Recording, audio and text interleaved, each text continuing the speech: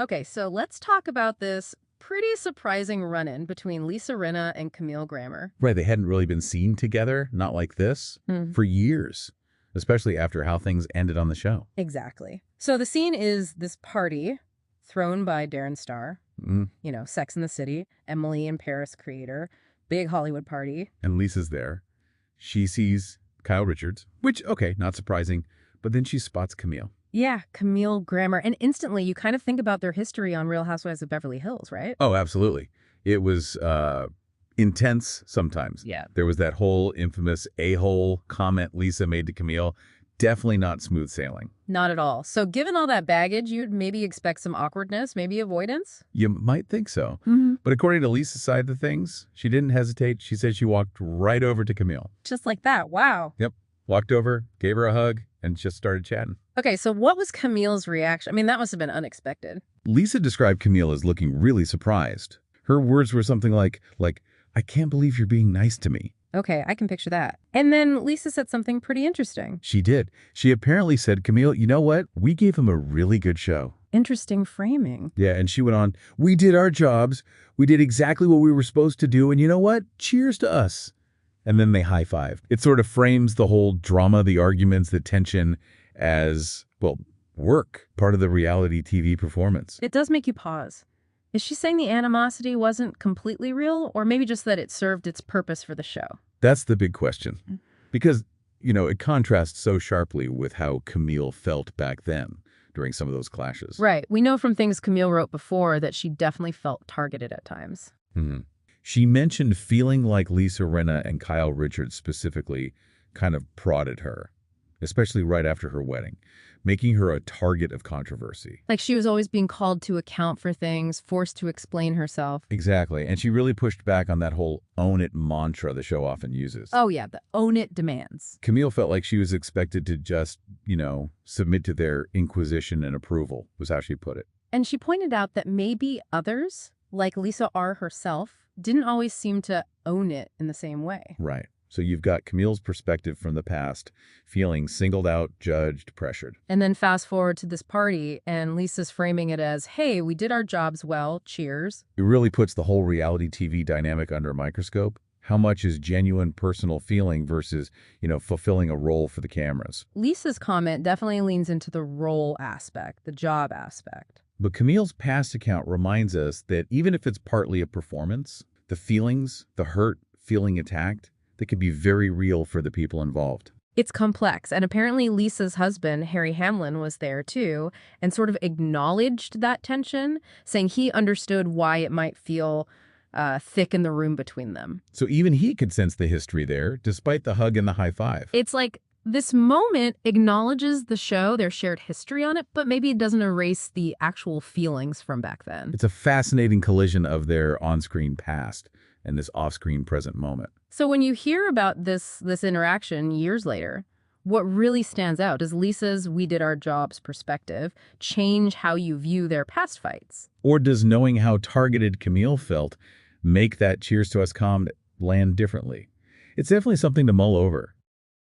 Okay, next update we have about Sidora from Real Housewives of Atlanta. She's been talking a lot about the split with Ralph Pittman. She's claiming Ralph allegedly wanted an open relationship, wanted other women. Right, and this isn't exactly new territory for them, is it? The whole infidelity talk came up a lot on the show. It really did, and now she's specifically addressing Ralph, accusing her regarding Ty Young. But Drew's saying Ty was just a great friend. Pretty much. She did admit flirting, yeah, but stressed it was mainly a great friendship. Just, you know, we're friends. Okay, but Ralph didn't see it that way. Apparently not. He felt it was inappropriate, and according to Drew, that's when they basically stopped talking. But she also made a point to say she was already fed up with the hurt and the infidelity stuff before Ty Young even became a big issue. Yeah, you can almost feel the emotion there. She apparently cried, talking about gaslighting, asking if the relationship was it ever real. That sounds like some really deep questioning, some real pain. Definitely.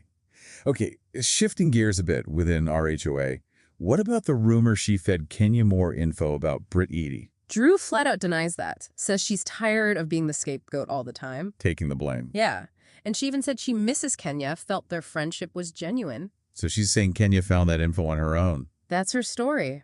Said Kenya didn't tell anyone how she looked Britt up, and Drew wouldn't even know how to do that herself. But she did have things to say about what she's heard about Britt. Oh, yeah. Mentioned hearing things like porn videos, girls murmuring things online, and this idea that Britt tried to scrub the internet. Clean up her image before the show. Seems like it, yeah. Both before and after that whole salon thing with Kenya. So does Drew think Britt is right for RHOA? Not really. She said just don't see it for her here. Thinks Britt's more suited for, like, a rags to riches type show. Not really that girl for Housewives. And why not? What's the reasoning? Drew feels Britt doesn't want to live in her truth. Points to allegations about her husband, her marriage. Said she lacks integrity and the honesty and the truthfulness. So authenticity issues. Yeah, and just generally a lot going on in her past and with her husband. Plus, Drew found her very argumentative, comes across very angry. Okay. Was there a specific incident? The big one was Britt allegedly threatening somebody with a weapon during that Kenya confrontation. Drew seemed really taken aback by that. Well, said she's never dealt with that, someone seeming comfortable throwing around pistol and weapons. Yikes. Okay, and just quickly, she also mentioned some past dating history. Briefly. Mentioned dating the king of the NBA fans, think that's LeBron James and Michael B. Jordan way back. Said people that know. Interesting little tidbit. Okay. Next update we have about Janet Caperna talking about the Valley. Right. She discussed the drama there, especially Danny Bucco's drinking. What did she say specifically? She gave this example from Santa Barbara, Danny taking 3 glugs from a, quote, warm bottle of tequila in the pantry. Huh. But wasn't there like a Watch What Happens Live poll where the audience wasn't concerned? Yeah, 89% weren't worried then, but Janet kind of hinted that opinion might change. Interesting. And what about Nia Sanchez-Bucco sharing her past? Janet said she was actually glad Nia opened up, felt it helped them understand her better. But Janet also had second thoughts about how she handled things. Yeah, looking back at discussing Danny's drinking with Nia on Watch What Happens Live, she felt her delivery was a little bit harsh. Said maybe she owes Nia an apology for how she said it. And Danny calling Janet toxic? Janet's response was pretty direct. Said, toxic is somebody who puts their hands on women without consent. She thinks he's just reacting because she reacted to his behavior. Okay, but then Jasmine Good had a different take on Nia sharing her story. Right. Jasmine accused Nia of using the homelessness story to, quote, deflect from marriage issues and the talk about Danny's drinking. Suggesting it was a tactic. Kind of. Jasmine questioned the facade, wondered if it was Nia trying to make it so, quote, now you can't get mad at me. And Janet and Brittany agreed. Apparently, they both felt it seemed a bit rehearsed. Janet's take was she expected Nia to connect the past trauma to maybe hiding things now, but that connection didn't happen. Exactly. Janet felt it came across more like seeking sympathy in that moment rather than explaining current behavior. Which then made it awkward for the group. Yeah, Janet said they felt kind of silenced about discussing Danny after Nia shared something so heavy. Even Scheana Shay wondered if Nia did it on purpose. To shift the focus. Yeah, to get attention on a different situation so the group stopped talking about Danny. Janet seemed to think Nia probably knew she was going to tell you guys that story that night.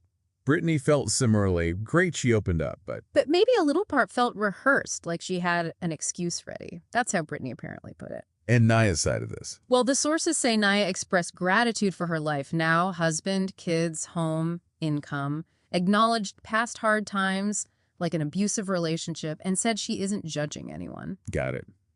Did Janet mention anything else from the Valley?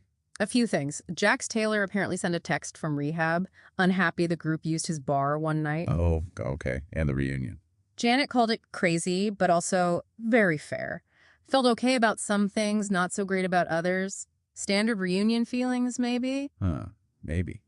Any other dynamic? She suspects Jesse Lally still has feelings for his ex, Michelle Sinang. Thinks Michelle's over it, but Jesse isn't. And Zach Wickham feeling betrayed by Brittany. Janet's defense there was that Zach's blackout comments were screamed across a bar, not some private whisper. Brittany told her because, well, everyone probably heard. What about Janet being called a Pump Rules fan? She owned it, said who isn't, but denied trying to infiltrate the group or applying at SUR. Said she met Scheana randomly at a pool party. So she doesn't mind the label? Nope. Said she kind of loved it for Scheana because she deserves to have a superfan. Okay. Even mentioned meeting Lisa Vanderpump. Okay. And one more specific detail. Yeah, apparently Michelle texted Janet a screenshot showing a Venmo from a gay guy to Jesse Lally for $2,500. Okay.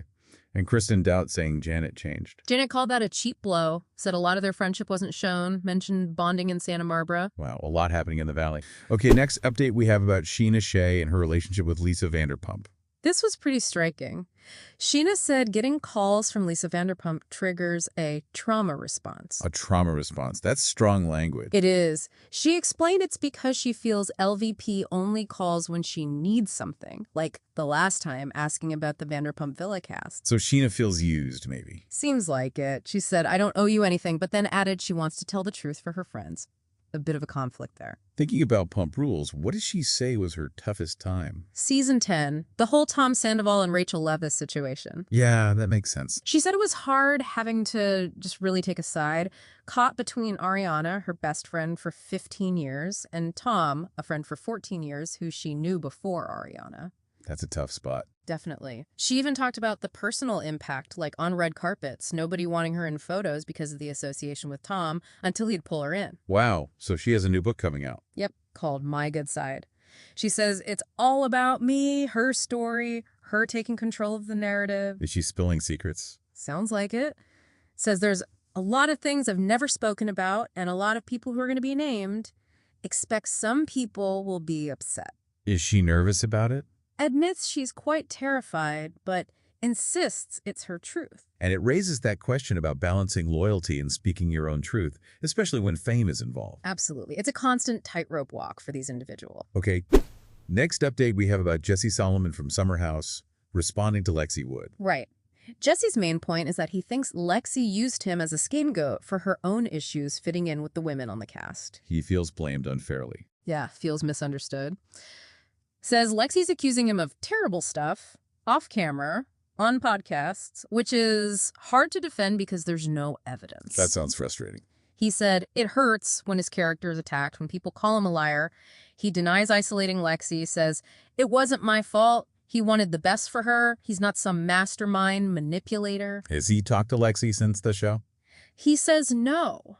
Claims she refuses to talk to him directly, prefers going to the media. Did he admit to anything? He owned up to mistakes, yeah. Specifically mentioned flirting with Ciara and getting my toes sucked, but he insists he didn't lie beyond that. What about Lexi saying she didn't watch the show beforehand? Jesse sounds skeptical, said, I'm not going to call her a liar, but also called it suspicious. Is he thinking about dating next season? He's open to it, but wants to build a bigger foundation this time. Says he's planning on moving slowly, never saw that before, kind of joking about himself. And what about Ciara Miller? Any chance there? A definite no from Jesse. Said they've had plenty of opportunities to hook up and we never have. So it's just friends. He calls it platonic. Says they just know that we're not a fit. Mentions Ciara doesn't want to date Bravo guys, and he feels he can't give her what she deserves. So, just friends. Though he joked their kids would be cute. Yeah. But he spoke really highly of Ciara, said he respects and appreciates her because she holds him accountable. Taught him about having a filter, thinking about consequences. How's he handling the fan reaction? He got some backlash, right? Yeah, for the Lexi stuff, things done behind her back, he basically accepts it comes with the territory of putting his life out there, tries to dissociate from the haters who just see a character. Is he taking anyone's advice on how to handle it? He mentioned Paige DeSorbo's advice. Don't go around shouting, I'm a good guy. Just let people see it over time. Okay, and toe spreaders. Oh yeah, the random detail.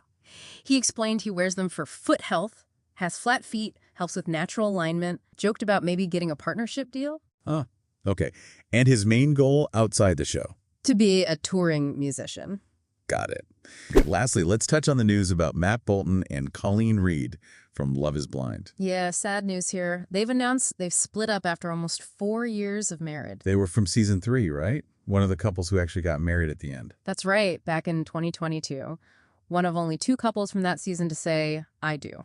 What did their announcements say? It was a joint Instagram statement. Said it was not easy to do. They decided to end the marriage and move forward on our own paths. Was this sudden?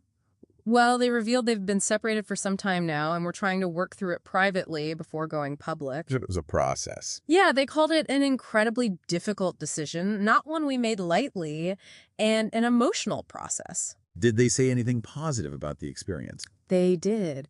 Expressed gratitude for meeting in that unique and unexpected way, wouldn't change it, and maintain deep respect and care for one another. And they asked for privacy. Basically, yeah. Ask for compassion during the transition. So if you want to keep up with all this, make sure you subscribe to Real Tea TV. Yeah, and hit that bell icon. You don't want to miss our next breakdown. Thank you for watching this video. See you tomorrow.